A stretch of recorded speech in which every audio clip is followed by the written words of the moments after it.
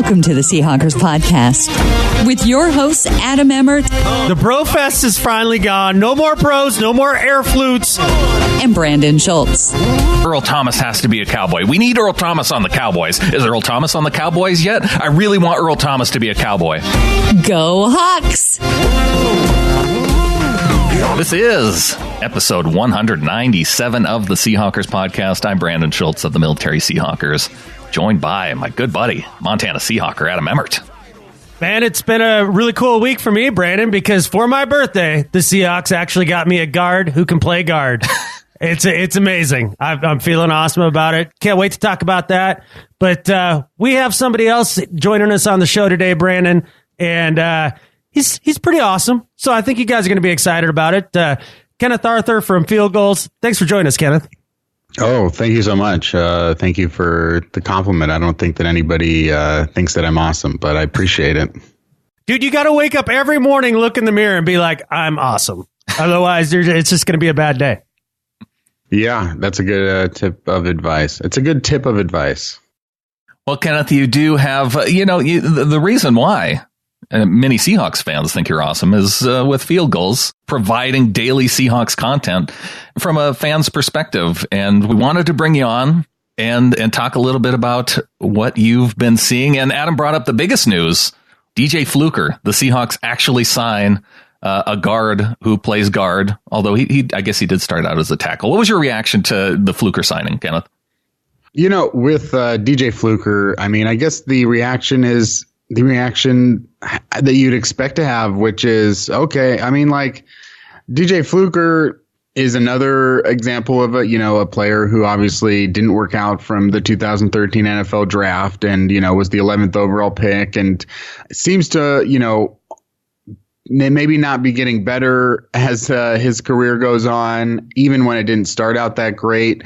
That being said, like, I think the most important thing, or at least the thing that is most important to the Seahawks, is his, last season with Mike Solari. So they're bringing in a guy, the new offensive line coach, a guy that he feels he can trust. So if it's someone that Solari feels that he can trust, then it's someone that you can feel that perhaps you can trust if you trust Mike Solari. So it's just it's a chain of trust. And within that chain of trust, maybe it breaks down at Mike Solari. Maybe it breaks down at Pete Carroll. Maybe it breaks down to John Schneider. Maybe it doesn't break down at all. So it's just a matter of, how you feel about it. And I don't know how to feel about it because, Mike Solari, this is his first time under Pete Carroll and working with these players. And I think that DJ Fluker is, being brought in to do half of the job of a offensive lineman, which is perhaps more to run than to pass block. And if they're trying to improve the running game, that's a positive thing. If it's going to be at the cost of protecting Russell Wilson, perhaps that's a negative thing. So DJ Fluker at this stage in his career, which again, I think another reason that they have leaned towards a guy like Fluker, just like they did with Luke Jokel a year ago, is, he's just turned 27. So it's possible that there's more development to be done in DJ Fluker's future. Try to say that fast. And but in Fluker's future, I would say, who knows? Is it exciting? No. Is it? Maybe to some it is, and that's fine. That's good. That's great. I wish that I could be excited about things more often. So, hey, it's a signing, and hopefully it makes people feel better. But I kind of doubt that, and I would just say it was something that they needed to do. And if it's not $8 million like it was for Jokel, even better. Now, don't rain on my parade here, Kenneth, because I am excited. Because a guy that's going to play 50% of the offensive lineman job, like do 50% of the job, that's 50% more than what we had before. That's an upgrade. Because before, let's say like Jokel, he couldn't run block and he couldn't pass block. So now we got a guy that can at least run block. That seems to be a bonus to me. That's an upgrade. Yeah, we'll see. We'll see what he can actually provide, because and he wasn't a basketball player before this. He actually played football. That seems like a bonus too. I don't know. I mean, especially he's not playing left guard; he's playing right guard. So is it an upgrade over what they were getting out of Ethan Posick or whatever they were getting at right guard? I mean, there's stuff to like there. But the thing I like the most is that they didn't sign someone that cost $12 or $8 or $9 million per year. They couldn't find a long-term solution, and I think the best place to find long-term solutions is through the draft.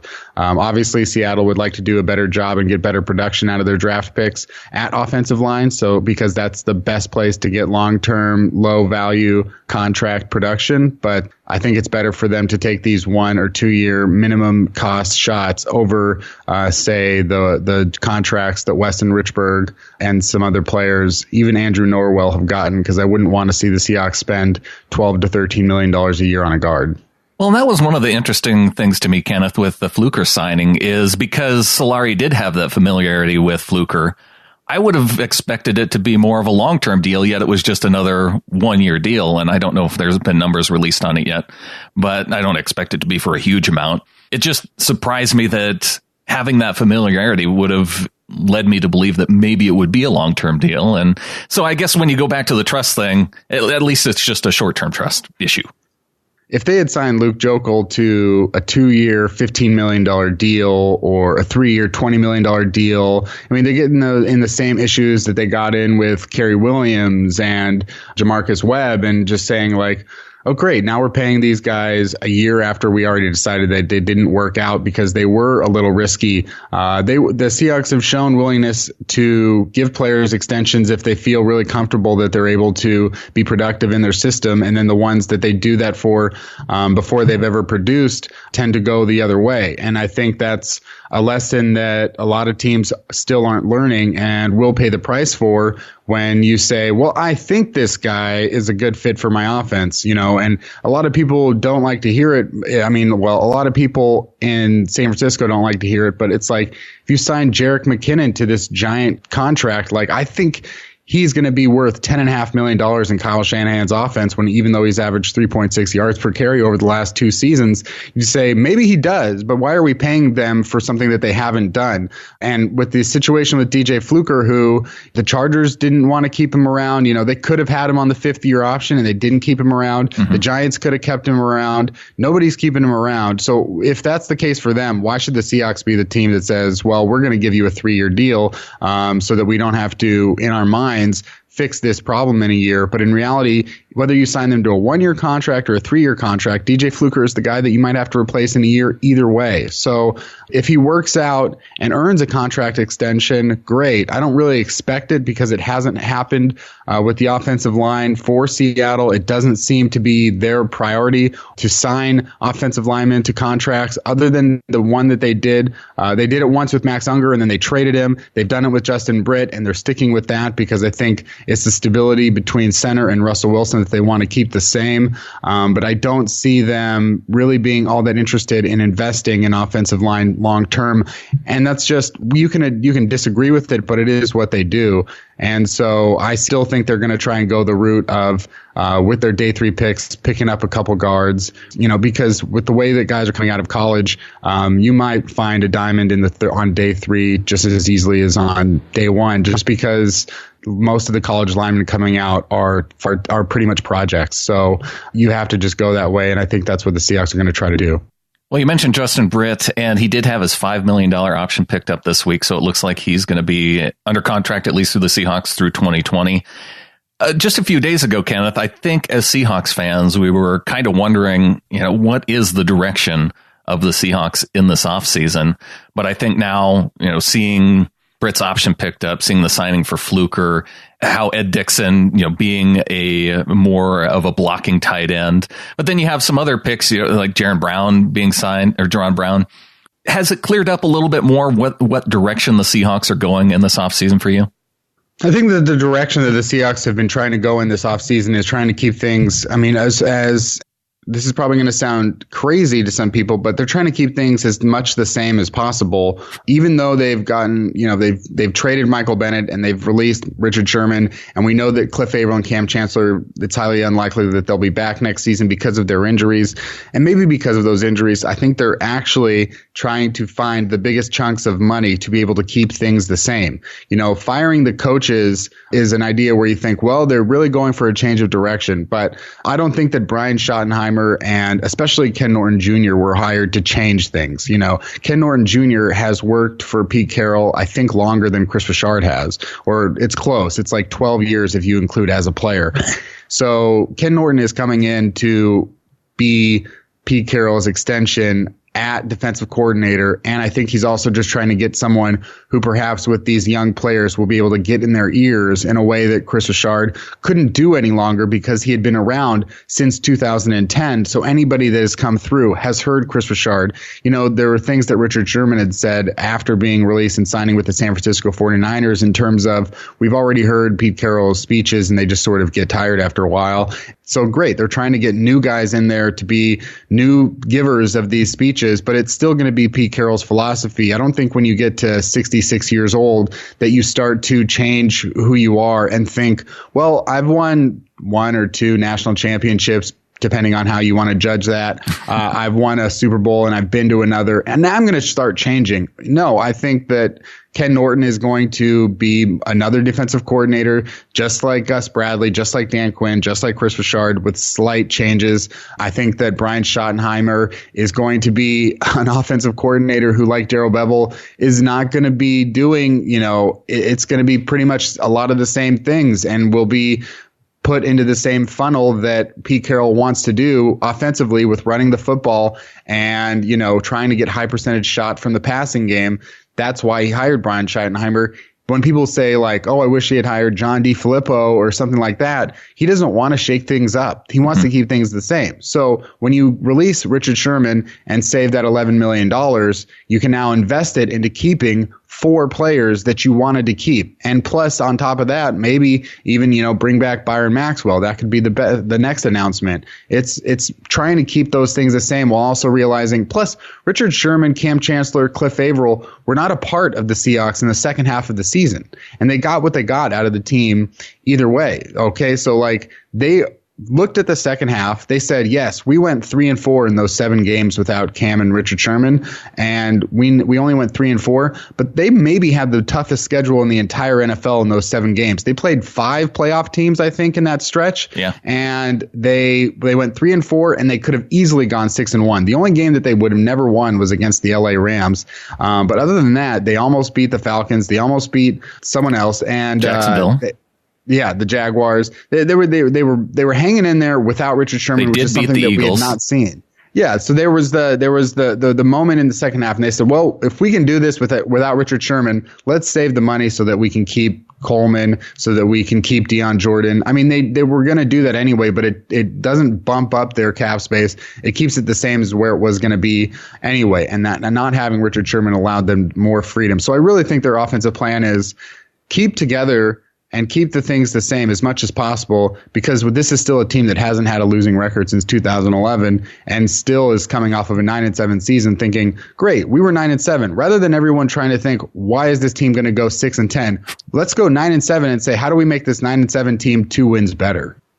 Yeah, that's one thing that I don't necessarily understand is the idea that we've now fallen so far back that this is a potentially 5 or 6 win team. I see that out there.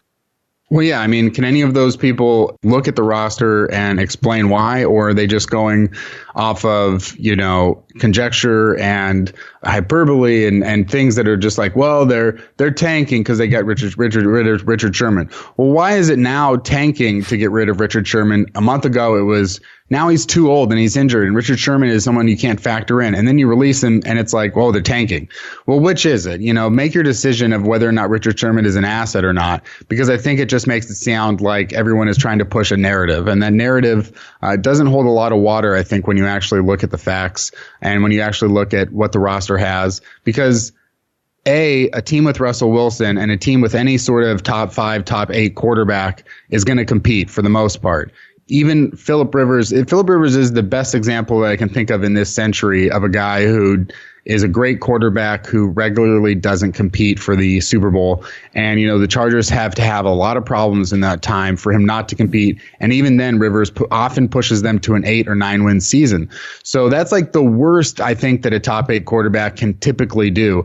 And Russell Wilson is, without a doubt, a top 8 quarterback. He's a guy who led the NFL in passer rating in 2015, led them in touchdowns in 2017, was the full volume of the offense, and is still, I think under 30 years old. So Russell Wilson, for one, is worth 6 wins for me, if not 7. And then you look around and you say, okay, Bobby Wagner, KJ Wright, Earl Thomas, Doug Baldwin, this is not an untalented team. So it's really just a matter of, relativity. And I think relativity says that in terms of the NFC West, you've got the Rams on top. And I think mostly because of their defense, I think their offense is probably going to, it's an interesting offense and it could go either way. But I think mostly because of their defense, you can put the Rams on top. And then after that, I still would have the Seahawks at number 2 and the 49ers at 3 and the Cardinals at 4. I'm a little bit not dumbfounded, but I just disagree with the narrative that the Seahawks are suddenly a 4 or 5 or 6 win team. Well, one thing I do kind of understand where Seahawks fans are coming from with the release of Richard Sherman and the idea that now you're paying, 4 other players, like you pointed out. I guess the argument there is against paying the middle class type players. Traditionally, the Seahawks have paid their stars, Richard Sherman, Earl Thomas, Bobby Wagner, paying the guys that are, and then filling in around them with younger players. But now you're kind of spreading that money out among players that, they're probably better than putting a rookie there, but are they really going to be stars? I guess I would disagree with that notion. The good teams are the teams where their best players are on rookie contracts and everyone else is filling out the roster. The Seahawks were at their best when Russell Wilson was making $800,000 a year and Bobby Wagner was making $800,000 a year and, Earl Thomas and Richard Sherman. And then they could, be like, oh, great. We think that our hole here is at receiver or offensive weapon. So we can give Percy Harvin a ton of money. And then Percy Harvin doesn't do anything. The Philadelphia Eagles, if they're paying Carson Wentz $6 million, which with the rising cap is nothing. I mean, it's nothing. It's not even the top 30 probably for quarterbacks. It's like 25. If they're paying Carson Wentz that much, great. Then they can pay Fletcher Cox and they can pay Brandon Graham and Vinnie Curry and they can pay all these other guys, Alshon Jeffrey, because they're not paying their quarterback. It's when you start paying your stars that you start to get into problems. Any contract for a non-quarterback over $15 million to me is a bad investment right now. Any quarterback contract bigger than $23 million is not necessarily a bad investment because you have to have a quarterback to win. I think it's putting you behind the 8 ball. So many Super Bowls in the last 6, 8, 10 years have been won by teams with quarterbacks on rookie contracts. You can go back to Ben Roethlisberger with the Steelers in 2005 and maybe 2008. You can go to Joe Flacco in 2012. You can go to Russell Wilson in 2013, the Eagles in 2017. And there's more examples. Tom Brady constantly being paid $14 million per season helps the Patriots tremendously. So if you go around and start paying your stars, that's part of the problem that the Seahawks have had in the last 2-3 years is maybe they didn't get rid of some of the players soon enough, or maybe they just gave them extensions where they didn't need to give them extensions, like Marshawn Lynch, Michael Bennett, and Cam Chancellor, where they could have said, yeah, we think you guys deserve potentially raises, and yeah, you may hold out, but no, we're not going to give you 2 more years. And now it's something that they're paying for, literally, and that's probably maybe more of where they went wrong, rather than, oh, they're only paying middle tier guys. Well, Chris Long makes $1.9 million per season on the Philadelphia Eagles, and he's probably the most valuable player on defense, just based on the fact that he was extremely effective in a backup role and cost less than $2 million. So that's really what you're going for. And in 2013, even you could point to Michael Bennett and Cliff Averill and say, these were guys that they paid not very much money. They picked them up in that second or third wave of free agency for like $4 or $5 million. And, Bennett on a 1-year deal, Averill on a 2-year deal. And that was so beneficial. And then it's like, after 2013, 2014, they have to give those guys extensions. They're a little bit less successful as a team. Is it a direct causation? No, I'm not saying that. But the correlation, it's a little bit more than coincidence that when you start paying your stars, you just have to keep on taking your shots. And I think it's better and smarter to take more shots that cost less than it is to take less shots that cost more. And the Seahawks right now, I think they have a roster of like 54, 55, 57 players right now. Yeah. They've got a large gap of room to be able to bring in players for their 90-man roster going into camps. And so when they do that, when they have that much, it's more than they've had in the last 5 years, I think. It's going to give them a ton of options in that second, third wave of free agency. It's going to give them a ton of options in undrafted free agency. It's going to give them a ton more options, perhaps even in August and September when guys are getting released. And I think that's really where you have to point to for the Seahawks this year. Well, I think that kind of leads us into your article about the Seahawks and how they've been doing with their draft picks, because they're spending money on their higher price free agents, and they're maybe not hitting quite as well as they did with their draft, especially in 2011, 2012. So one of the arguments that we hear from Seahawks fans is, that they're bad at drafting. Ever since 2013, they're bad. Well, they're not bad. They're just average, right? Yeah, I mean, it's tough when it's almost working against you when you do so well in drafting for a few years. I mean, 2010 to 2012 has to go down as one of the greatest stretches of drafting in NFL history, especially with their day 3 picks, KJ Wright, Richard Sherman, Byron Maxwell, Malcolm Smith, Cam Chancellor. Even 2012, you look at it and the only guy who may not be employed right now is like maybe Winston guy. I don't know. It's nuts how good they were at that point. And then when they went to normal, it looks like they're terrible because in comparison, it is terrible to what they were doing before. But I think what smart GMs and scouts know is that they don't know. It's like they are the smartest football people in the world. I was going to say the country, but this is the only country that gives a shit about American football. So these are the smartest people in the world, and they don't get 50% of their draft picks right. I mean, it's basically it's not that much different than baseball. Maybe a good GM hits 350, because there's just so much guessing involved. These are not just players. These are human beings. And so you don't know how a human being is going to react given different circumstances. Sometimes human beings can excel in college because for whatever reason, and then they get to that next level, and maybe it's the situation of the scheme, especially in a sport where scheme is so important and players are so dependent on scheme and teammates that they don't work out. Or, it's the pressure of being paid millions of dollars for something that you were actually going into debt for before. It's the pressure of playing in front of millions of people as opposed to playing, even at a large school, maybe in front of, a million on NBC or something like that. And then it's so all of these things and these guesses and it can be injuries or off-field issues. Any GM should know that it's just like, hey, let's take as many shots as we can because you might be just as likely to find a Chris Carson in round 7, and he's going to be better than a Kristen Michael in round 2. And let's get him and get him and get him. And through that, you may have years where you get very little. And in 2013, 2014, I think the only player still around is Justin Britt now. And you'd say, well, they didn't get much in that. But, I would still also argue that Paul Richardson came in below average for a second-round receiver, but also better than plenty of second-round receivers and, comes with – to earn a second contract at $40 million tells you that the Seahawks didn't do something, did something right with that situation. And then, they've picked up players in the last few years that I think are very, very notable and fairly good and could have potential to be great. And if you're giving up on players from 2017, I don't even have anything really to say to you. If you're giving up on players in 2016, like Jermaine Ifedi or CJ Procise, it's just a matter of, well, I think it's still early to do that, but I think I'm definitely open to watching what happens, just like I'm open to watching if Jaron Reed becomes one of the best defensive tackles in the NFL because he's played really well so far through 2 seasons. Or, I'm willing to give CJ Procise another shot to see if he can be healthy. I'm willing to give Malik McDowell another year to see if maybe this is just a fluke that happened in his rookie season, and 10 years from now, when he's one of the best defensive tackles in the NFL, it's like a trivia question. Did you know that he didn't miss his rookie year?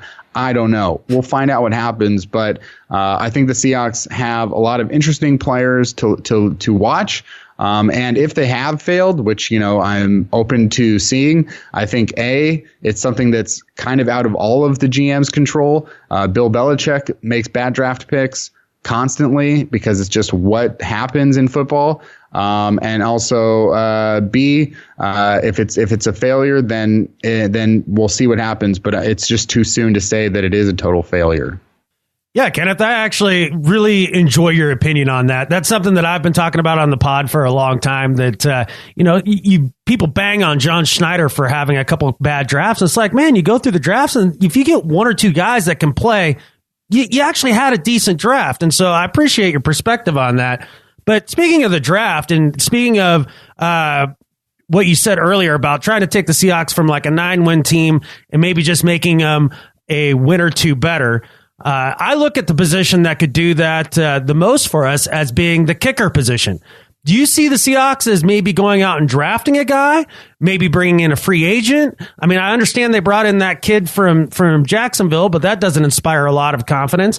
Are there any guys that are kind of on your radar that they might be able to bring in? I mean, I'm kind of looking down the free agency list of kickers. I mean, it's guys like Matt Bryant. He's 99 years old. You got Seabass, who's maybe a year younger than that. Connor Barth is available. It's not like you got the biggest names in the world out there. What do you see them doing at the kicker position?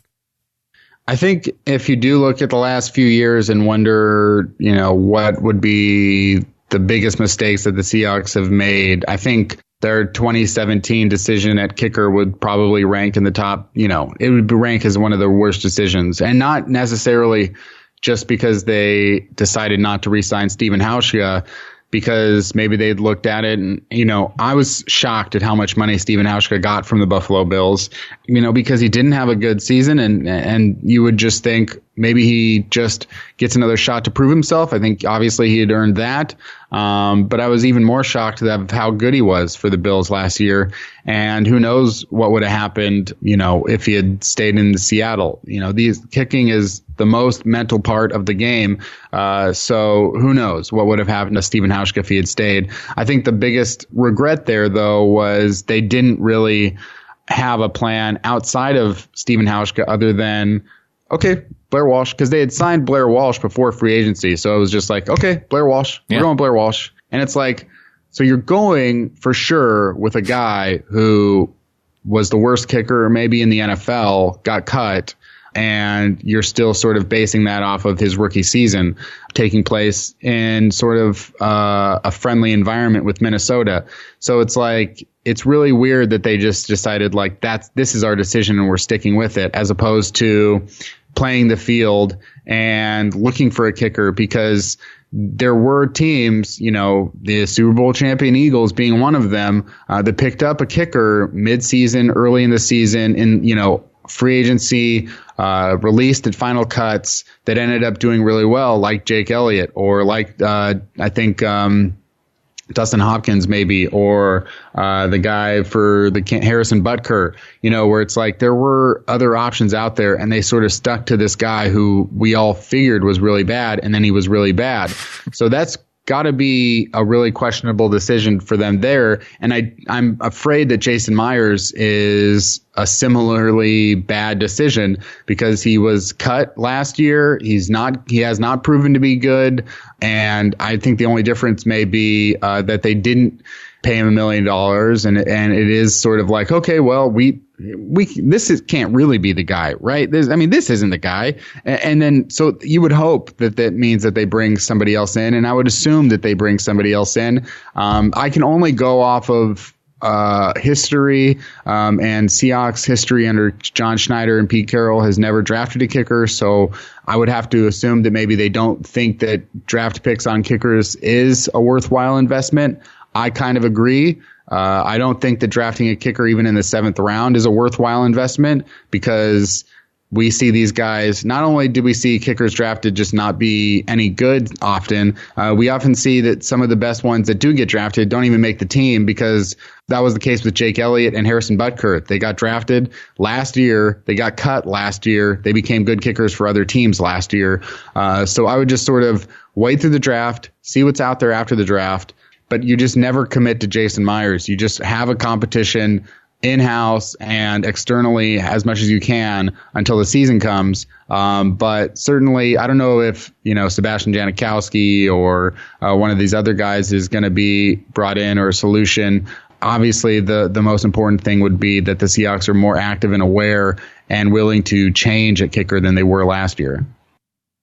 Yeah, it's a clear spot where they needed competition last year and they didn't have it just at any point in the season, it seemed like. But while we're on the draft, are there any guys with the draft coming up that you have your draft crush on already? Any draft picks that you feel the Seahawks have to go out there and get? I would say first and foremost, I'm not a draft expert and I'm not really a college football expert. And so like when the draft comes around, I kind of just tend to go with my guys who do that kind of thing. Rob Staten at Seahawks Draft Blog, who I do a podcast with. That's one place where I get a lot of my information, and I just trust Rob. On our podcast, he gives a lot of information that just sounds really reasonable and logical, and I trust. And then a lot of those players turn out to be as good or as bad as he said they would be.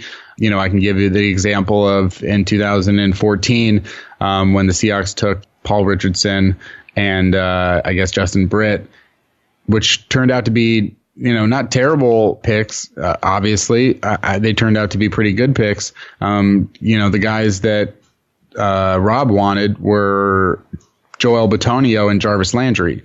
So, and the Seahawks could have easily made those two picks, but they traded down. You could say, quote unquote, they got cute and like they didn't take those two players. Bitonio turned into a great guard for the Browns, earned a huge second contract. Jarvis Landry, obviously, because of injuries, would have done better than Paul Richardson. And so like I tend to go with like guys that he's focusing on, and it's difficult as ever with the Seahawks this year because they don't have a second and third round pick. I think a lot of the mock drafts that you see out there where they are linking them to a cornerback or a safety, I think a lot of those are dumb and short-sighted, and really take zero effort to use John Schneider's historical draft record to the advantage of the author of those articles that are dumb. So like if you're going out there and you're mocking a cornerback to the Seahawks at pick 18, that's fine. Like if that's your choice, then that's your prerogative. Do what you want to do, but give me at least a little note in there that says, I realize that the Seahawks have never taken a cornerback higher than Shaquille Griffin at pick 90 in 2017, and I realize that that's 7 drafts or 8 drafts under Pete Carroll and John Schneider, and I realize that they have built great secondaries out of players that didn't come in day 1 or day 2. I realize all that. So, Kenneth, if you're reading this, know that I realize that, and this is the reason that I'm going up against all of history to say the Seahawks are going to take a cornerback at pick 18.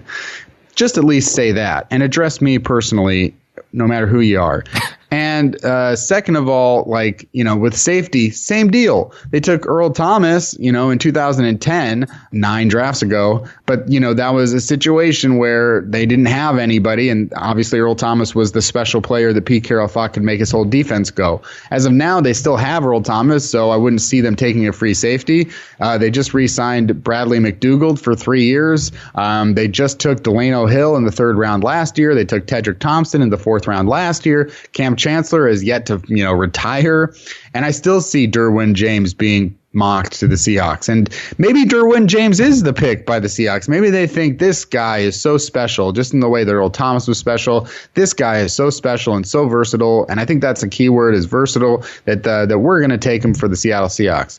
I don't have any problem with that, but I do have a problem with just sort of the logic behind it if you don't address it. So secondary players, I don't get. Running backs, I've been pretty strong on the record for a few years now that you never take one in the 1st round regardless. If Saquon Barkley was available at pick 18, I don't take him because it's just not where running back value is. It's a bad investment based on the value of running backs and the cost of running backs and the availability of running backs, that even the best running back in the NFL, if you're talking about Ezekiel Elliott or Todd Gurley, isn't giving you an advantage necessarily over another team with Dion Lewis or another team with LeGarrette Blount. I'm talking about the teams that were in the Super Bowl. Yeah. It's just not there. So running backs, no thank you. If the Seahawks want to, trade back into round 3 and draft one, fine. But I don't see it being a running back. Offensive line, there's just not any talent coming out of college football at offensive line.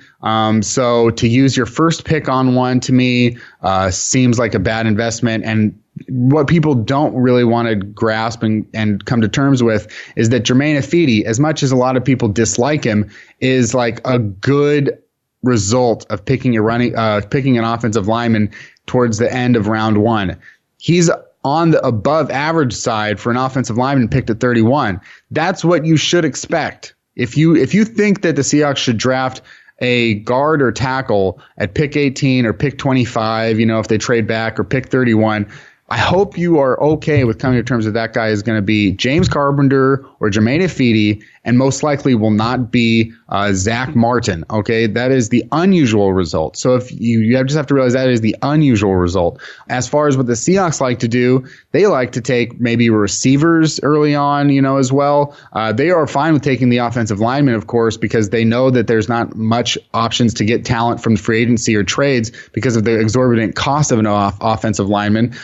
So that might be, but they also like receivers, Golden Tate, Paul Richardson, using the pick on Percy Harvin, or a tight end like Jimmy Graham, who is basically a receiver. So they're okay with using that first pick on a receiver. And I think you can look at the depth chart and say that the Seahawks, with Doug Baldwin and Tyler Lockett, followed by, Amara Darboh and Jerron Brown, it's a place where they need help.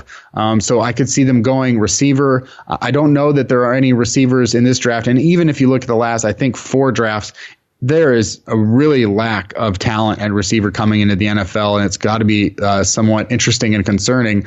So I don't have any favorites there, because it's just, this is another bad draft for receivers. It seems like tight ends is not. Tight ends, I think, is a group that's a little bit better than it tends to be. So like, maybe I don't know if necessarily they want to go the tight end route, but I wouldn't necessarily endorse or think that is the route they go in. So for me, what I'm thinking as usual is pass rushers. So it's just really got to be, when you look at their defensive edge situation with Frank Clark, who's going to be a free agent in a year, and Dion Jordan, who just came back after 3 years off and, is an unknown and is also going to be a free agent in a year, and Quentin Jefferson, who's not been healthy or, consistently productive. Defensive end has to be, for me, the way that they go. Someone that's going to help their pass rushing, someone that's going to help on the edge, someone that's going to maybe perhaps play a Leo or, just be a part of that. And so I don't know if those guys, I don't know who those guys are. I know that it's difficult to find, edge rushers always. That's why it's such a premium and high paid position. But for me, edge, you got to go edge. And second after that would probably be like a really talented pass catching weapon. But I don't know if they're out there. Well, Kenneth, I really appreciate you coming on this week. If people want to find more from Mr. Kenneth Arthur at Field Gulls on Twitter, fieldgulls.com. And what do you got coming up on Field Gulls, Kenneth? The next piece that's going up is just basically what we were talking about with the Seahawks and 49ers, just comparing their 2 rosters and making a judgment for yourself. Like, erase what you thought about them at the end of last season. Erase all of those preconceived notions. Get rid of them. And just look, here we are on March 21st or whatever. Look at the 2 rosters and just decide for yourself which team is better. You can decide. I even went into it just saying, like, I don't know. Let's find out. Maybe my inclinations that the Seahawks are better are wrong. So let's just look at the 2 rosters and stop talking about things that happened, months ago, and just be like, okay, what's going on right now? And even if you did want to talk about last season, okay, well, one team was 9-7, the other was 6-10. So why are we all of a sudden flipping these teams by 4 or 5 wins? So that's something that I'm working on. Obviously, if you want to listen to 3000 NFL Mock Draft, or my other, Seahawks podcasts like Seaside Chats, you just go to subscribe on Seaside Chats with Kenneth Arthur on iTunes, and that's where all the podcasts are. Kenneth, appreciate you coming on once again. Yeah, thanks for having me. It's a pleasure. So once again, a big thanks to Kenneth Arthur of fieldgulls.com. Also check out his podcast. Check him out on Twitter.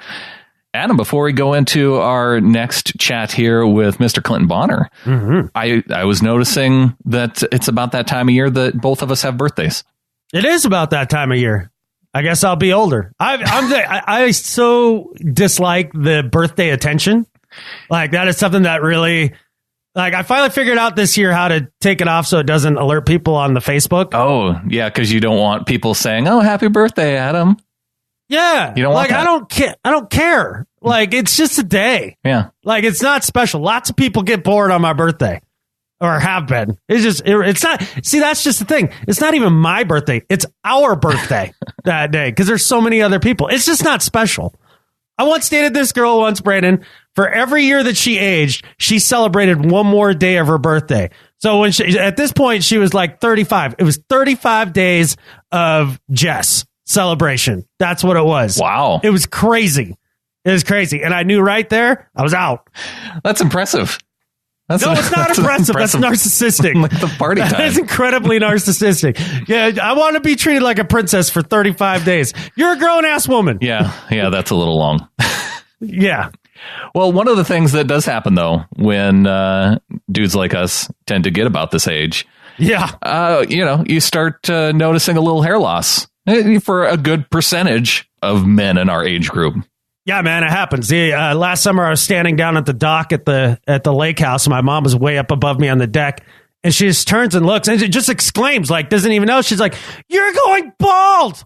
Like, just yells it at me from the top of the deck. Like, it happens, man. And that's what I knew. Like, the hair days are numbered unless I can do something about it.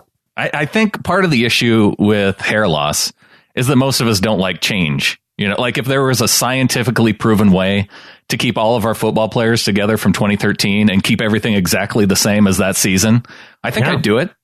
Just keep things in the best moment possible. Yeah. Like, I like that. It'd be like a preservation pill of the best moment possible for whatever it is, whether that's your hair or like your team or, just a great moment in life. forhims.com, they don't have a solution for our football team, but they do have a solution for the other things. For hair loss, skincare, sexual wellness for men, forhims.com. They're going to help us out with these types of things.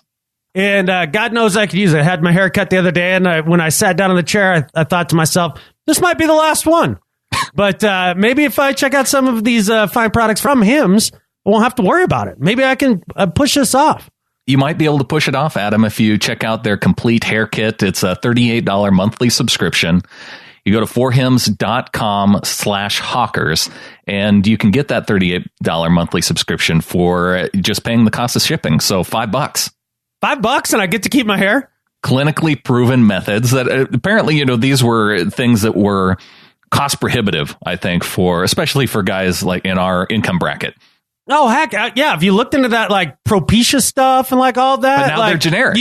You might be able to keep your hair, but you got to give away your kidney to get it. Like with Hims, it's not the case at all.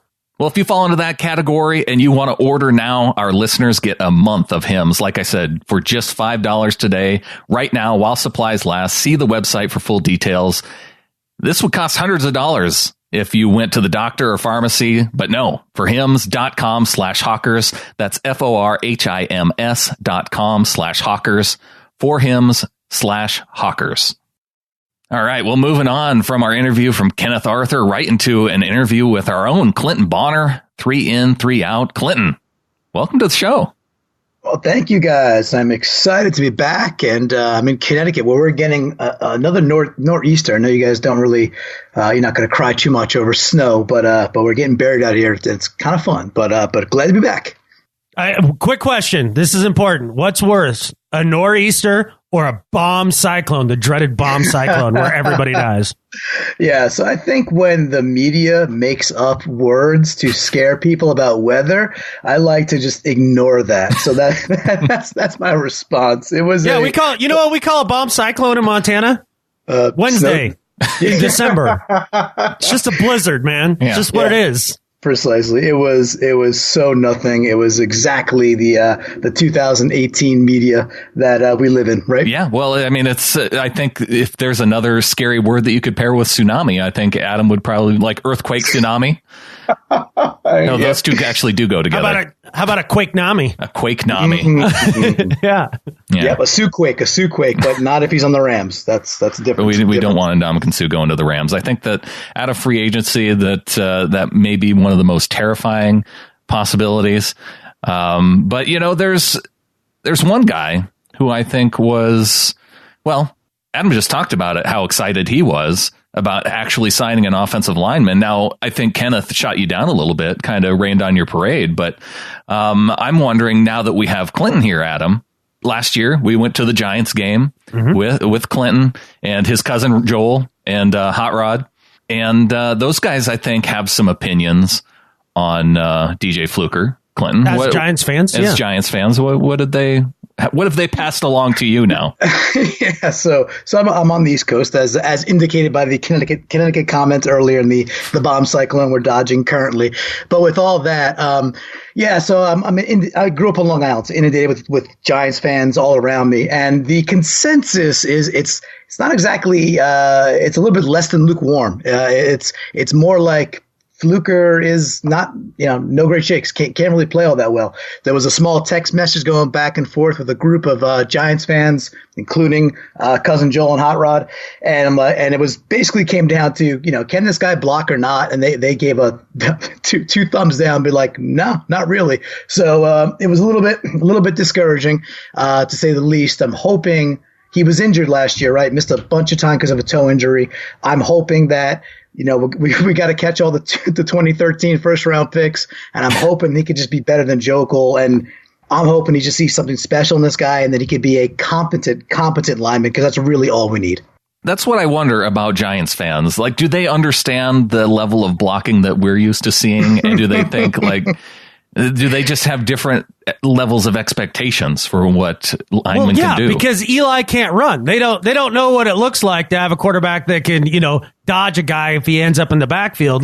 So it happens like once a game to Eli, he gets automatically sacked and guy can't block. See, if Fluker can bring that down to like twice a game to where that happens, where he lets his guy by on just an Ole, Russell Wilson can make a miss and still have a functioning offense. That's a win. That's an upgrade. Yeah, a Giant fan probably doesn't understand that. This is true. We all can't have like a Barry Sanders like quarterback. We happen to have one. I would just like a line where he didn't have to act like, he didn't have to do those things quite so often, multiple times a game. But it is, I think it's quite optimistic. So it was a lukewarm or a tepid meh that he's an okay player. But like we discussed last year, maybe adding a couple of okay players is going to be fine for this team. So I think it's a bit of a wait and see. At least it's a move, right? At least it's the move. And I do like it better than Jokel. Did the numbers come out yet, though? I haven't seen the figures on the deal. I haven't seen figures yet on Fluker. No, and I would have been far more excited if they would have signed Fluker last year than signing Jokel. I mean, I remember being on the pod like talking about DJ Fluker, being like, that guy can play. We need him. And well, they finally got it done for us and brought in a guard. I think that's a huge upgrade. You combine that with the idea that Solari is going to be coaching up Posick and Ifedi, high draft picks from the past, change of voice, a change of direction. You combine that with Dwayne Brown. This has got to look better, especially in the run game. And that's where I feel like Fluker's the more effective player is in the run game. And that's the most important part here. If we can start cramming the ball down somebody's throat, then you don't have to have Russell Wilson running around as much because he's just handing the ball off. The thing that I'm actually most bullish on is just the changing of the guard and just getting rid of Cable and having Solari there. I think that's going to make a huge world of difference, and just everything in technique. And if we bring in some mediocre players, just run the mill players, but we have a much better system with Solari, I think I'm going to just be drastically improved because we can't get much worse. Plus, like you said, we got Russ back there. He's gonna continue to escape things like he normally has. Well, I don't think we can discount the idea of getting rid of a locker room cancer like Luke Wilson. That's the exact right description of that man. Him and all of his bro stuff has got so bro-y. The bro fest is finally gone. No more bros, no more air flutes, no more techno Thursdays, no more short shorts. This is a better thing for my fandom. And I'm sure he's a nice guy. He's Canadian. I just figured that if people can throw around locker room cancer for guys like Michael Bennett and Richard Sherman, why not throw it around for Luke Wilson too? Be equal opportunity in terms of all the locker room cancers. Because I think there are things we can point to, especially the short shorts. Short shorts are a cancer. Oh, and the thing is, they spread to people that last year you didn't think you'd see Baldwin go in short shorts, and then blammo. It's like Dougie Fresh in short shorts too. It's like once it reaches that level, it truly is malignant, and it had to be removed. Yes. That's all. That's short shorts are contagious cancer. That's what they are. They're a contagious cancer, which would be a great band name, by the way. Contagious Cancer. I like it. But yeah, Luke Wilson goes to the Lions, $2.5 million. Joking aside, I think there are a lot of fans who are going to miss Luke Wilson, especially because of his personality. And because, that was a fun moment from last season where there maybe weren't so many fun moments. Listen, I did embrace the fun. I didn't go far as to take on the short shorts myself. It's probably too far removed, thankfully, for everybody. But I'm not going to miss Luke Wilson, the player. I might miss the Wilson Phillips gif that I would send out when a Wilson to Wilson pass would happen. In fact, I will miss that. But to me, Luke Wilson, the player, was always a pretty underwhelming tight end that, to me, didn't do nearly enough in the blocking game. And yes, he had speed, but was just radically underwhelming as a receiving tight end as well. So to me, he was like just in this NFL player purgatory where I didn't see a lot of value in him. I'm not upset that Luke Wilson's leaving. Seems like a cool dude. Go ahead, go get yours in Detroit. But I think we're going to be okay at the tight end position. I'm actually really excited to see what Vannett can do to step in, step up, and can he do something? Because we saw like tiny flashes, tiny at the end of last year, not nearly enough. And I'm not sure. Do you guys have an opinion on Vannett at all at this point? I don't think we've really seen enough of him to have a great idea of how he's going to fill in the offseason. But I think that's, filling in Luke Wilson's production won't be difficult for Nick Vannett to do, I don't think. Is this year 3 for Vannett or year 2? This is year 3. So that's what gets me excited, is the idea that this is year 3 for him, because usually you see with guys that are pass catchers, because tight ends are also pass catchers too, that it takes about 2-3 years until they really settle in and get good at their craft. And being able to study underneath Jimmy Graham and see what it takes to run crisp routes and all that stuff, I think that bodes well for him. And then you take that and combine it with the idea that he is a good blocker, that he could be a complete tight end. And I really am bullish on the idea that Nick Vannett's going to come in and actually play well. And you're going to see a lot of 2 tight end sets, I think, this year with Vannett and Dixon. And I think at the end of the day, that's going to help the run game, because those are both tight ends that can block and get it done in the trenches. And one thing to remember, too, at Vannett, he missed time early his first year, I think. He got injured in the first preseason and then missed a significant time with like a high ankle, right? Like first, 5, 6, 7 games of his first year. So that was kind of he didn't get that kind of a head start. But if you go back to the Ohio State, I think we took him in the 3rd round. He was a very, very good pro level blocker. And I'm just going like, okay, we got rid of Jimmy, we let him go. That's fine. We want to get back to just a running game that could really just move some people and actually not have folks getting tackled like 2-3 yards into the backfield with the first touch happening 2-3 yards behind the line of scrimmage. So I'm just like, kind of screaming for more Vannett, and I hope we get to see it. Yeah, 15 receptions, 153 yards, 4 touchdowns for Wilson last year. So again, there with the loss of Jimmy Graham, you're looking at making up about 14 touchdowns or so. So that with 14 plus 6 for Richardson, so we're talking about 20 touchdowns that went out the window. But running backs have to fill that void somehow, right? You would hope. That'd be nice. Well, considering they only had 1 last year combined, 1 rushing touchdown by running backs, I think there's nowhere to go but up. And it doesn't matter who you hand the ball to either. Just the idea that you've improved a bit on the offensive line. I really believe in Posick being a much better player this year, just with the added strength. And you add Fluker in there, Dwayne Brown, Justin Britt, who's now extended out. Now you're basically just kind of looking at Ifedi as like, maybe. But with that offensive line, that's got to be an improvement, especially around the goal line. I don't care which back you hand it to, running now near the goal line. And so it doesn't really concern me much that I see guys like Mike Davis or Thomas Rawls, who didn't get tendered, going around the league, taking visits. I don't know. Is that something that sticks in your craw at all, Clinton? I mean, Rawls, as much as it pains me, no, just because something wasn't right there, and it was more than evident that just he was not going to be on this team, and that stinks because go back in the semi way back machine 2 years ago, and you're like, my gosh, this guy could be a baller for years, and just did not happen after the injury, did not materialize. But Mike Davis, I do feel like I would like to see. It'd be great if he comes back, because for me, there's lots of talk about Seattle taking a running back pretty high, right? Lots of discussion around that. And whether that's at 18 or whether they trade back and then get some extra picks. And I'm just so in the camp of, man, can we just please go get the best offensive lineman that's there? Because a dude like Mike Davis ran hard. He showed that he could catch the ball. He had some good moves, good moves after the receiving or just getting the ball. And I don't know. I'm less about who's the featured back and more about, can we still improve this offensive line? So I'm kind of with you that I don't mind them going around, but Mike Davis in particular, I'd like to see him back in the Seahawks. I think that guy can play a bit. And that he is a guy who we might see back. I think the reason why clearly they didn't want to put him under a restricted free agent tender.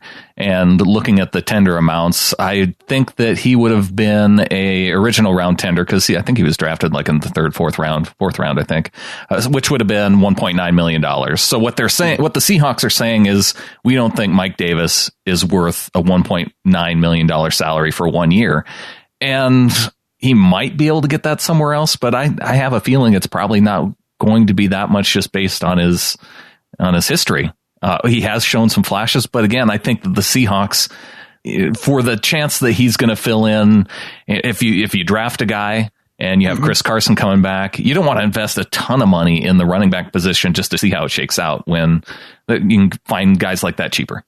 I'm curious, do either of you two guys see the possibility of either Mike Davis or Thomas Rawls coming back to the team if they don't get all that great of an offer out there on the free agency market? I mean, maybe Mike Davis, maybe not Thomas Rawls, because apparently he must have ran over Pete Carroll's dog or something. Because it wasn't about his playing ability. I'm sorry. It definitely was not. So I don't think it's the playing ability of Rawls. I think when he got in at certain situations, that when he actually got a shot, he seemed to kind of screw up a couple times too, with either penalties or just some mental things. I think that was kind of the last straw for Pete late in the season there. And I think it stinks, because a guy like that needs to get his touches, or I think most running backs need to get some touches to get going. And he was just kind of blacklisted. It was just very unfortunate. So I don't see Rawls coming back whatsoever. Brandon, after you talking about that $1.9 million marker and the tender, that makes a ton of sense. And I would hope, and I could see Mike Davis coming back for something under that, and then just kind of liking where he's at and growing with this team. I think he's got a chance to be pretty good back there, and hopefully Carson comes back strong. He looked, end of the year, they were posting videos of him storming back like he might hit the field again. Yeah. And we know he obviously didn't, but he looked like he was going to be ready. So I'd be fired up if we could just improve the offensive line a bit more, and then we get Carson and maybe Davis and who else, and obviously McKissick is still there. I'm okay with that. I'm fine with that. I just want to improve the offensive line. I know it's beating the drum, and it's what everybody's saying, but everybody's saying it for a reason. 50 million flockers can't be wrong. How are you feeling going into the draft, Clinton? I feel strong to, moderately strong about, I think, the draft to me is, I just want them to do something that's radically obvious. And that is to take the best offensive lineman at 18. My fear is that that's not what they're going to do, because that's not what the Seahawks do. And, just they gave away picks last year. So they're really in a bit of a deficit when it comes to the volume of picks that they're walking in. But, I don't know enough about college where it's okay, is taking a win at 18 a super stretch? Can we get him if we trade back to the second or third? There's some guys that are the obvious top 3 or 5 that are on the O line, and I'm just man, can we just get one? We're in the top 18. Obviously, a bunch of quarterbacks are going. Obviously, Barkley's going. Okay, that eliminates 4 right there. Then there's some other, defensive tackles that are clearly going. Okay, that's a few more. So we're talking about like 4 or 5 dudes that I think are immediate upgrades, and maybe 8 teams or so that are possibly interested, and we're one of them. So can't we just go get one of them this year? Because watching players fly off the board last year was really painful, and I'm just hopeful they just pick an offensive lineman. Do either of you guys think that that's a possibility, or am I smoking something funny? Well, I definitely get the sense among Seahawks fans that there's like a team trade back and a team pick at 18. Like there's those two sides, and it's kind of a philosophical difference, right? It's, do you go out and you just get your best player that you can at a particular spot? And yeah, great. If you know that your guy that you really, really want is going to be there a little bit later, then maybe it does make sense to trade back and get him there and accumulate more picks. But if the guy you want is there at 18, you're going to sacrifice not being able to pick in the second or third round unless you can find a way to trade a player or combine draft picks to trade up at that spot. So you're missing out on a big portion of the draft by not having those picks on day 2. I defer to the idea that we need so much that maybe it does, and maybe those top guys are gone, and maybe the guy that you get on the offensive line at pick number 55 is not all that much different than the guy that you pick at number 18. If that's the case, then sure, then trade back, and then that way you can get offensive line and running back in the second round, or running back in the third round, offensive line in the second round. That, if you can address it in that kind of way. But I think there's something to having, taking the best guy there. Yeah, I don't think there's any way they choose an offensive lineman early. I think they will choose a couple. I think they will choose a couple. Again, it'll be those 5th, 6th round kind of situations. The signing of Fluker really signals that to me, that they're not going to go out and draft a guy right away. Early in the rounds. I just don't think it happens. But I mean, they do a bunch of stuff that surprises me. I mean, no doubt about it. Well, and at 18, it doesn't have to be an offensive lineman for me either. It could be a defensive lineman. If you take the best defensive lineman at number 18. We talked to Kenneth a little earlier, and he was talking about edge rushers. And yeah. I think if there's an edge rusher that they like at 18, they will absolutely snag him. Starts to make sense, obviously, with Bennett gone and now Sheldon. Not that Sheldon's on the edge, but just that's a lot of presence that's now gone. I am pumped to see, like, hey, listen, we got Nas Jones, and we got Reed coming into so Reed year 3, Jones year 2, right? So can they fill that as a tandem, fill the void of Richardson? And I'm pretty bullish that they can. The big thing for me that sticks in my brain, though, is like, I think Jordan Hill was like your guy. You really were high on Jordan Hill, right? And I liked him a lot too. There was a lot to like. And it's like, man, this guy's going to be a force to reckon with for 4, 5, 6 years. He's going to just be in the middle. And then the dude just gets like a seemingly minor injury, and he's like in the ether. He's gone. It's just one of those things where I wonder if Jones or Reed can just sustain being a quality player for the next 2-3 years on the cheap, as opposed to just kind of evaporating into the ether like we saw with Hill. And it's like you would say, hard telling, not knowing. I don't know, but I'm hopeful they can. I thought Nas Jones was really, really solid last year until he got hurt. He was really a disruptive player and looked great. Well, between Jones and Reed, I think you're absolutely right about that. Both very solid contributors. The guy that's really the one that's interesting to me in that defensive tackle group is Quentin Jefferson. A guy that's flashed and has shown talent, and he can be one of those rotational guys, but constantly injured. So, he talked a little bit about Jordan Hill. Like, all of a sudden he kind of got, hurt once, and then he was hurt again. And then, the availability wasn't great. And then suddenly he's gone. And, Quentin Jefferson's got to be looking at this going, I'm down to my last couple strikes here when it comes to injuries.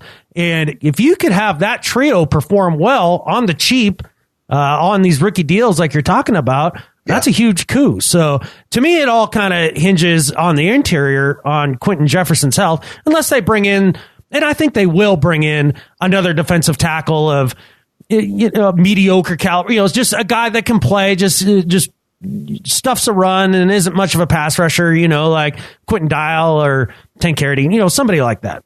Well, speaking of tank real quick too, like, do you guys think, like, with Frank the Tank, with Frank Clark, do you think we end up extending him during this year? And do you think a lot of this jockeying and a lot of this more like jettisoning of these dollars is like money that's going to go to Clark and Lockett? Is that kind of the plan that you guys see? Because I'm not sure where the money's going, if it's not going to those two dudes. Is there somebody else?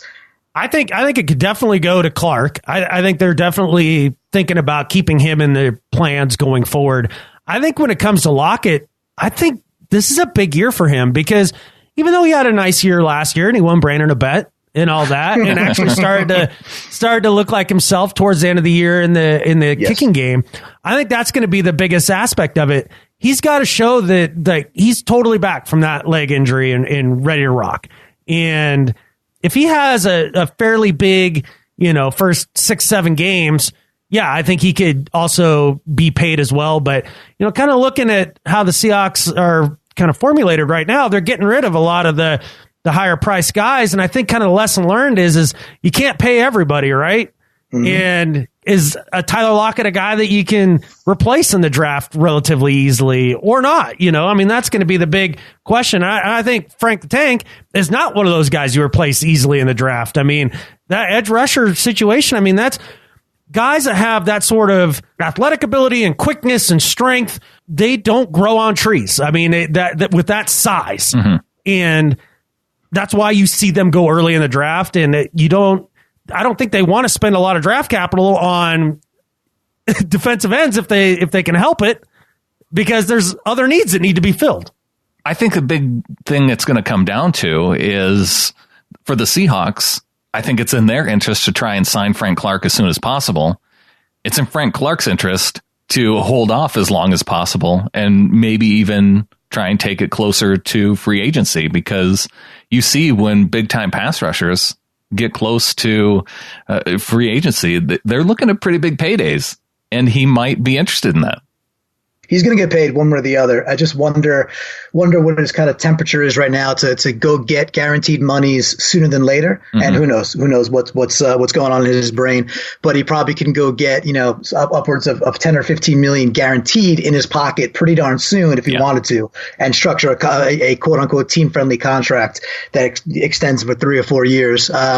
And who knows? Maybe that value of getting it in now is worth more to him. But I'm hopeful, because that guy's a stud. He's made some plays over these last couple of years that are just athletic freak type plays, and I think he's still got tons of upside still too. So very, very excited about what Clark is bringing to next year. I know we've had a lot of disruption, but I'm still looking at this team going, I still think we're a pretty good team. I still think we're an A-OK team that could compete at a very high level.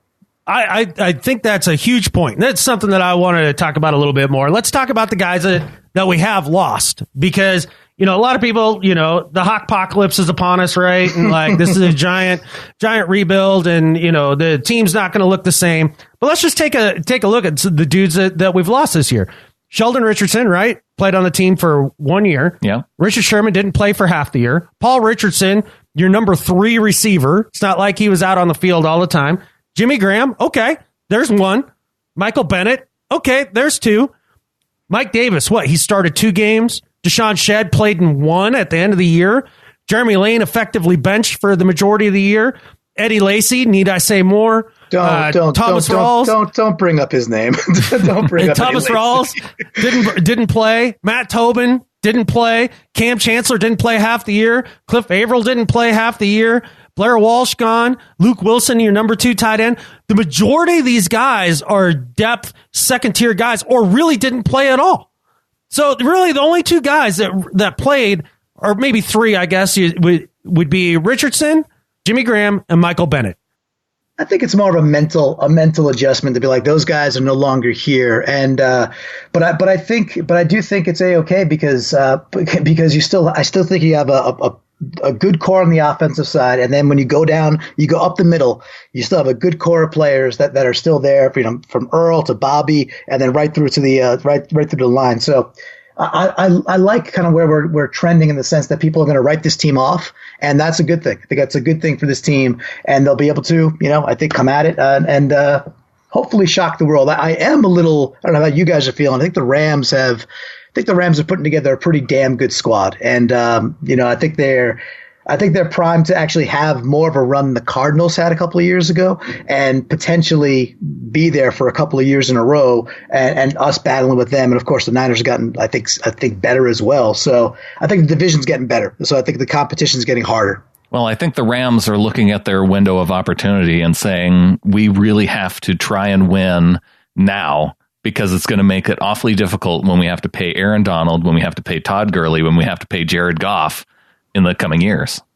Yeah, that's definitely what they're looking at. The other thing with the Rams, I mean, everybody is so captive to what the year before looked like. You know what I mean? They don't look at the team as being completely new every year. They just go, oh, that offense was high flying and awesome last year. I'm sure it'll be again.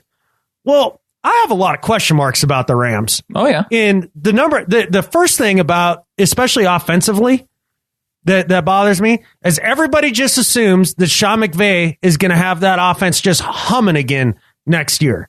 And I think that is a huge what if going into this year, man. The NFL is a really smart league, and every NFL team has a full season of tape on Jared Goff and his little pet throws and all the little things that he liked to do and all of the route concepts that Sean McVay liked to run. And I think given an off season to study a young coach, like there's going to be a lot of adjustments thrown at the Rams that I'm not sure that they're going to fully see coming. And when I have a really young coach like Sean McVay, who basically just got out of kindergarten 2 days ago, like he doesn't have any life experience or really a lot of coaching experience to fall back on to be able to make quick adjustments. It's not like he's Bill Belichick. These young coaches, when the league starts to adjust to them, they generally struggle. Just look at Josh McDaniels. Like he was like 8-0 or some crap like that when he was in Denver. And then all of a sudden the whole league went, oh, okay, I got this thing figured out. And then he's run out of town.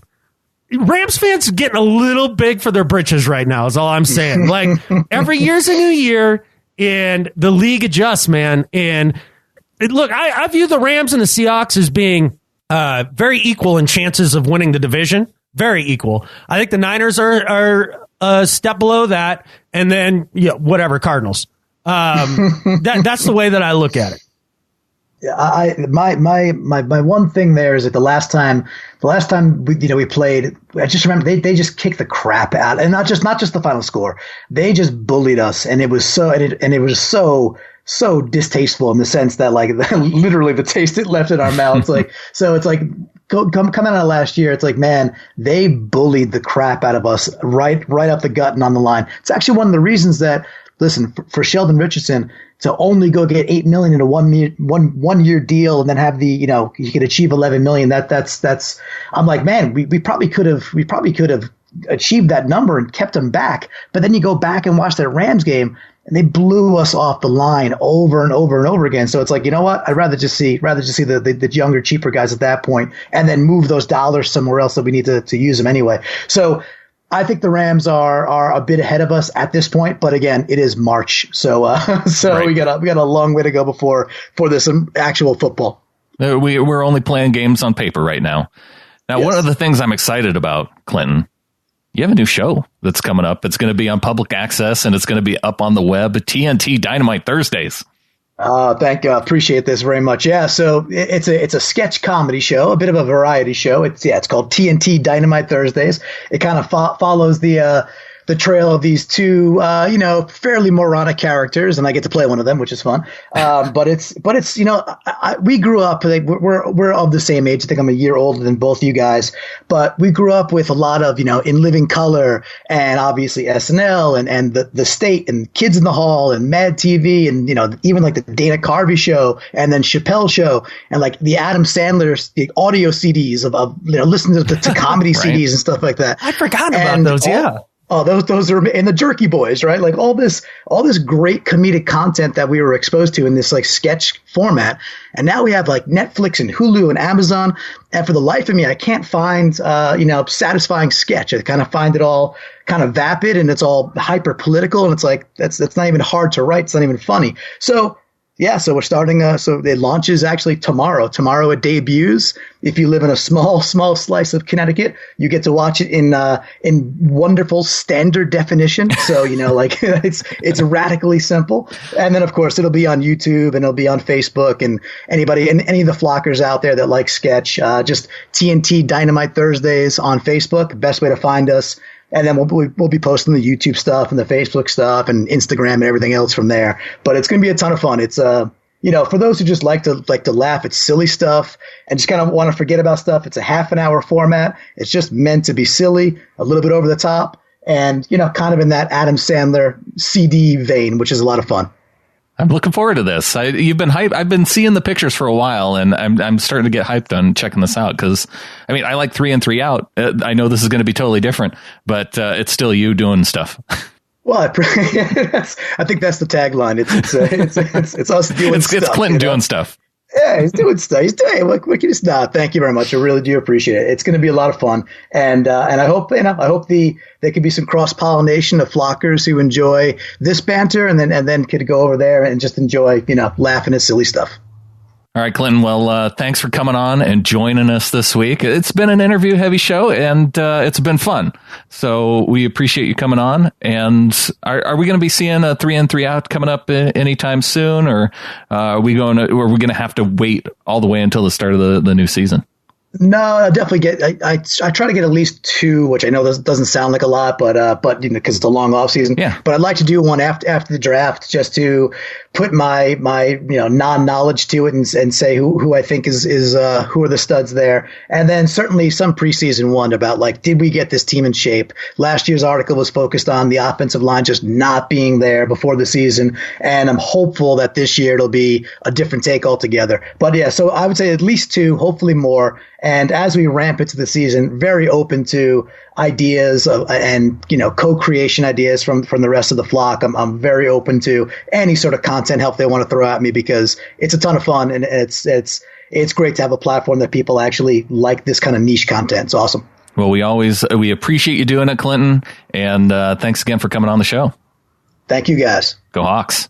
Go Hawks. Go Hawks. All right. Well, thanks to Clinton Bonner for coming on. Be sure to check out Seahawkerspodcast.com/3i30, especially during the season when Clinton is posting those articles after game day. Always good stuff. Yeah, man. I love Clinton's sense of humor and his perspective on the Seahawks. Really good dude. Looking forward to that comedy show, too. TNT Dynamite Thursdays. I'll be tuning in. Yeah, for sure. All right. Well, before we get into do better and better at life, we have a new member of the flock this week. So welcome to the flock to our new associate producer, Dustin Mock. Associate producer? Associate producer. That's what you get when you pledge at the $90 level at getintheflock.com. Well, I hope Dustin uses his newfound power over the show for good and not evil. No, I think it's going to be awesome. I really appreciate him being... I can't call him a little flocker with that kind of donation. I got to call him a major flocker. He's a major flocker. And so just thank you so much, man. Welcome to the Ring of Honor. Already posted and having a good time in there. It's just super cool. We're very humbled. Thanks, man. I need to talk to the rest of the Ring of Honor people for a second, too, because when we signed DJ Fluker, I made a post saying that I was recovering nicely in the hospital from the mini stroke that I had suffered from the fact that we signed an offensive lineman. And you did literally go to the hospital for that, right? Yeah, no, because I don't know if you knew, Brandon, but everything I say is sarcastic or just kind of angry. And if it wasn't angry, then it must have been sarcastic. Yeah. And so, yeah, man, there's a few people that got they got a little afraid. They thought I really had a stroke for a half a tick. No, dude, that's me joking. I thought that was a funny joke. This goes exactly to what we've talked about in the past of why you need sarcasm font on social media. I need catfish italics. I need it. so that way people don't have a stroke thinking that Adam had actually had a stroke. Yes. I don't know, man. This is a health issue. I think I'm going to write a letter to President Trump. No, wait, strike that. I think I'm going to tweet to President Trump that we need italics and see if anything happens. This is going to be hard to tweet asking for sarcasm font when there is no sarcasm font on Twitter. Right. I think you have to do some sort of parody and type things in like bold. Can you do bold on Twitter? No. All right, then you have to tweet in all caps and be like, imagine that in italics, and it sounds way different. Imagine me not yelling right now. Yeah, imagine me being snarky instead. Maybe that's what we should do. Maybe we didn't have a stroke. Maybe we should lobby the entire Twitter community to only use caps when it's sarcasm. Until we get italics on our phones? Yeah. I think it's good. This is a call to action. Nobody's going to do it. Yeah, yell at me on Twitter in all caps, and I'll pretend like you're just being sarcastic. You're being sarcastic. It's going to be hard to do. And again, nobody's going to do it. And that's fine. What do you say we get into some do better and better life? All right, man. Sounds good. My do better this week, Adam, is for Cowboys fans. Delusional Cowboys fans. Like they've been all on board the entire offseason about, we got to get Earl Thomas. Earl Thomas has to be a Cowboy. We need Earl Thomas on the Cowboys. Is Earl Thomas on the Cowboys yet? I really want Earl Thomas to be a Cowboy. Should we change the Cowboys' name to Earl Thomas? Maybe, yeah, to recruit him to the Earl Thomas team. Yeah, this week the Seahawks are playing the Earl Thomases. Yeah, well, the thing is a report came out here recently saying the Seahawks, we might want a first round pick and a third round pick for Earl Thomas, because he's good and a future Hall of Famer. And then there's a lot of Cowboys fans who are like, whoa. A first and a third for Earl Thomas? Are you crazy? Like, we want Earl Thomas, but a first and a third, really? Like, we were assuming that you were going to give Earl Thomas to us. At least that's my take from Cowboys fans. Not only that, they don't feign offense to a first and a third. They feign offense to just a first. Yeah. How dare you? How dare you think that we would trade a first-round pick for Earl Thomas? Don't you know we're the Cowboys? Tell you what, we'll trade you our overpriced wide receiver Des Bryant and a fifth-round pick for Earl Thomas. How does that sound? No, Cowboys fans, that doesn't sound good at all. We don't want Des Bryant on our team. We already have an awesome wide receiver. We don't need a guy who loafs around and is whiny on the sidelines. He's your problem now. You get rid of him. We'll keep Earl Thomas if that's going to be how you are. And Cowboys fans, do better. Yeah, man, I've seen some funny articles. Like there was one dude who's a Cowboys beat writer or, somebody like that was saying, a first round pick for Earl Thomas, that's insane. How, like, a third round pick maybe, and hell, we'll throw in Michael Beasley, or not Michael Beasley, or Beasley, the guy that looks like Cole Custer. Beasley, yeah, Cole Beasley, yeah, he looks like Colonel Custer, General Custer. But what kind of fantasy world do you live in? We're not giving up Earl Thomas for a freaking third. Are you kidding? And they act like that's a ton. Like, I don't understand where this mindset comes from. Yeah. It's like, just because you're quote unquote America's team, people should just give you Hall of Fame players. If you want a fan base who is more upset about how things have gone in free agency so far to start with, go look at Cowboys fans, because they haven't done anything. They can only let guys go because they don't have any money to bring guys on for a team that struggled last year. Yeah. So whatever, guys. You're not getting Earl Thomas. He's our Earl Thomas, and you can't have him. That's how it works. Although Rob Staten on SeahawksDraftBlog.com made a good point that Jacksonville could make a good run for Earl Thomas. Maybe, but like if they give you a first round pick, what is it, like 30? Yeah, 29, 30th? I think. I think it's 29. Yeah, no thanks. That's basically a second round pick. But if you get that and a third from him, a low third? Yeah, you're not doing it for that? No, that's a second and a fourth, effectively. Sure. If somebody told you a second and a fourth for Earl Thomas, are you pulling the trigger? With how things have gone this offseason, maybe. The only if on that is if you know that Earl Thomas isn't going to sign a long-term contract. Yeah, and I don't think that that's the case. I think he's perfectly willing to sign a long-term deal in Seattle if you show him the money. Yeah, if you make him the highest paid safety. I think there's a way to get that done. I hope so. Because I don't want to see him go to Jacksonville for nothing. All right, well, my do better this week, Brandon, is for Mike Freeman of Bleacher Report. And we've taken him to task a time or two. It's happened. Yeah. But he had his 10-point stance that came out this week, and he ends up talking about Russell Wilson and all the changes on the Seahawks and how dramatic it is. And I'll just read you, I mean, because it's not long. It's just a couple quick paragraphs. But this is one of the dumbest things I've ever heard come out of somebody's mouth or out the tips of their fingers onto the interwebs. This is what he says. Few quarterbacks in NFL history have ever played with so little around them on offense as Russell Wilson did last season. Seattle didn't have a 1,000-yard receiver, and Wilson himself led the team in rushing with 586 yards. It will only get worse for him this fall, as the Seahawks are in the midst of a major rebuild. The turnover is shaping up as one of the most dramatic we've ever seen. Dun, dun, dun. In the past, Wilson had a great defense to get his back. That defense is now a shell of what it once was. That means Wilson, once again, will be running for his life. Maybe more than ever. This is so stupid. Like, all right, number one, this isn't the most dramatic changeover of a team you've ever seen. Doom! Doom! Like, okay, number one. Secondly, how does a defense get your back? Like, okay, I I don't know. The phrase doesn't even make sense. Maybe he meant had his back. Maybe that's what he meant to say. I'm not quite sure.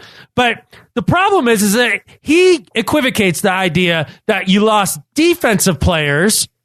And so that means that Russell Wilson will have to run around even more than ever. He's going to be running for his life.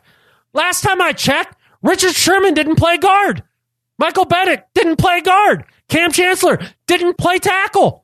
None of these guys, Cliff Averill, didn't play tackle. None of these guys blocked for Russell Wilson. And he's going to be running around for his life more than ever because of all the change on the defensive side? That's one of the dumbest freaking things I've ever heard, dude. Do better. I don't even get it in the sense that if you lose a lot of awesome players on the defensive side, then maybe the thinking would be that the turnovers would go down. But then that would mean that Russell Wilson's running for his life less, right?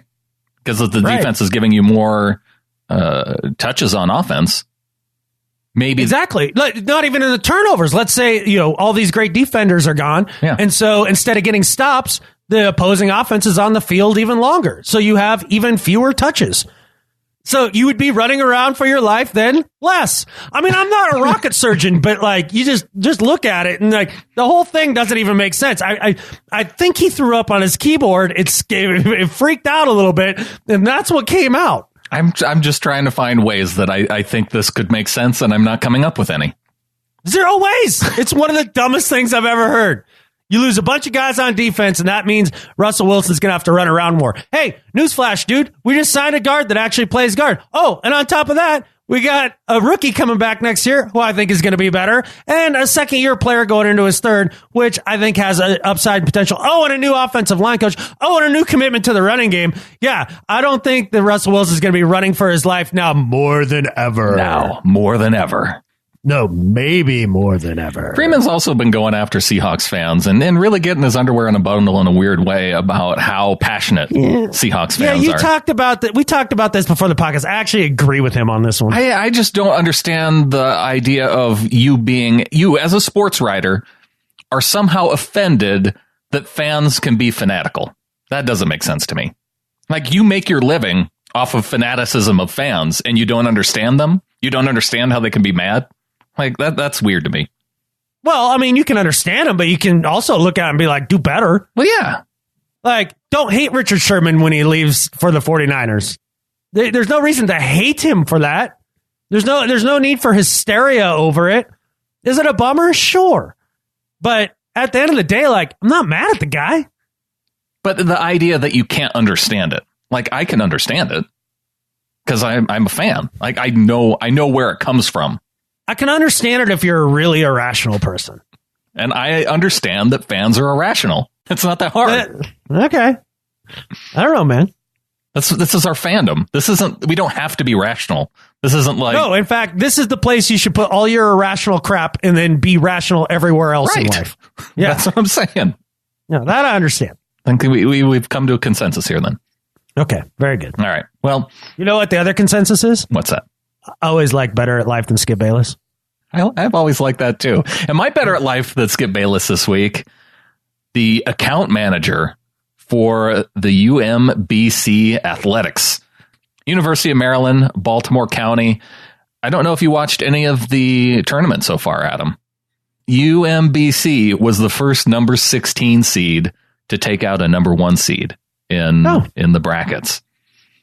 And, cool, man. And that was pretty cool in itself. I mean, that's better at life worthy. They're going to go, this team will go down in history as the first men's basketball team to do it. Correct. Yeah. But the reason why I'm on board this Twitter account at UMBC Athletics, they went hard during the tournament. It was a good follow, and it was just an entertaining way to watch basketball because I couldn't watch the game on TV, so a lot of it for me was following it through Twitter. They started out the tournament with an account of 5,500 Twitter followers. They ended it with 107,000 Twitter followers, just based on the Twitter game of their account manager there. And the best part was them calling out all of the sports writers out there that took them for granted, as if they were going to be some easy win in the first round of the bracket. And seeing them call out the different sports writers, seeing them just having fun. UMBC Athletics, better at life than Skip Bayless.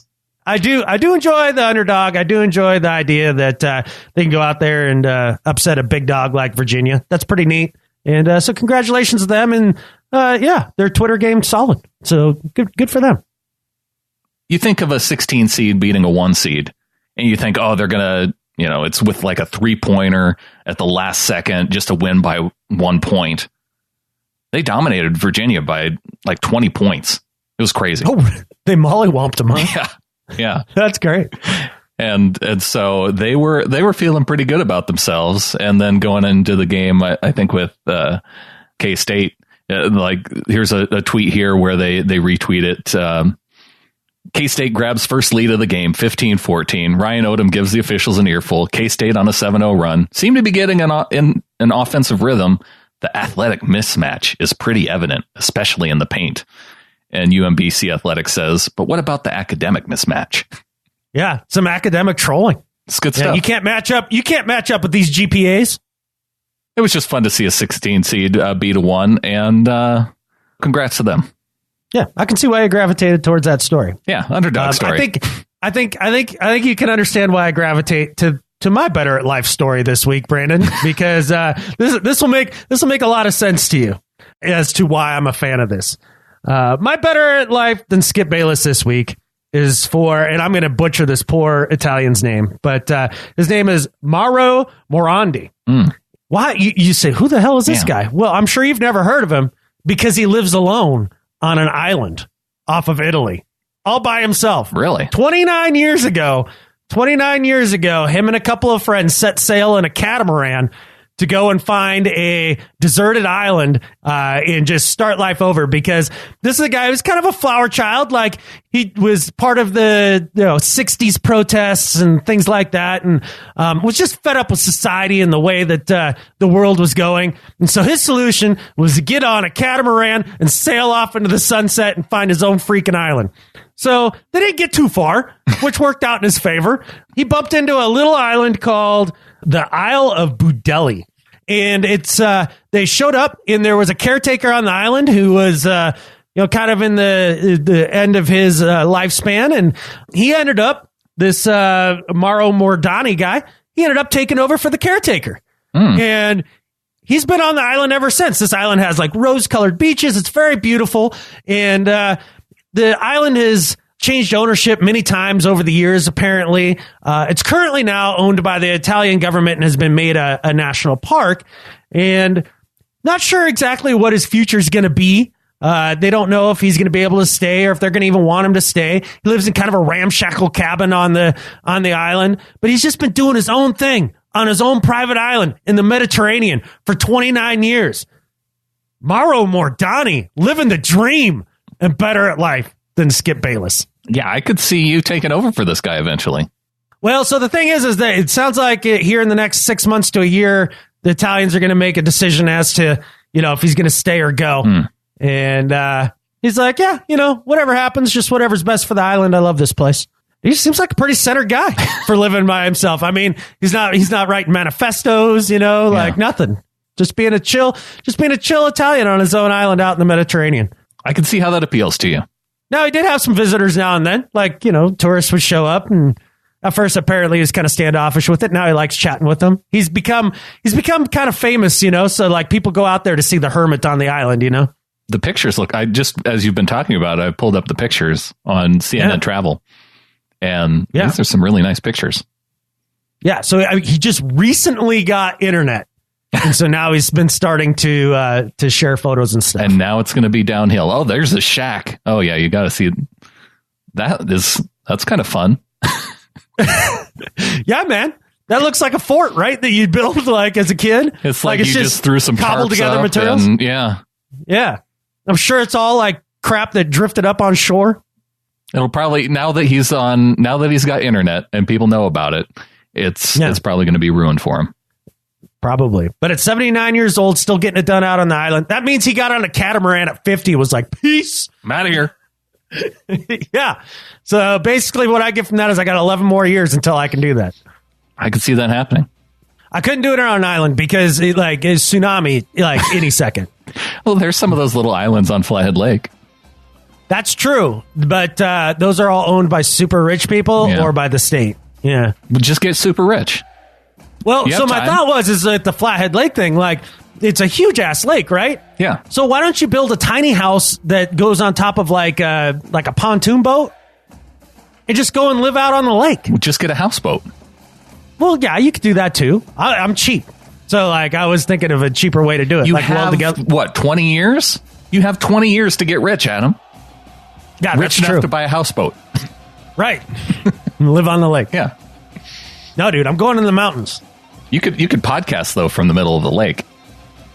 Yeah, well, that's true. I could crawl out of the mountains once a week and take a bath and do a podcast. Okay. As long as you have a plan. It's a plan-ish. Yeah. And with that, there's only one thing left to say. Go Hawks. Go Hawks.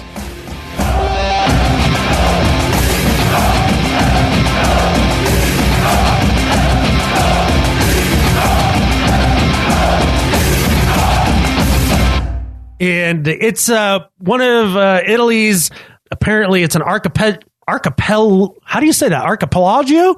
Sure. Archipelago? Okay, you were a Navy guy. What's an You know what I'm saying? Like the little like kind of a ring island. Hey, whatever, dude. It's an island.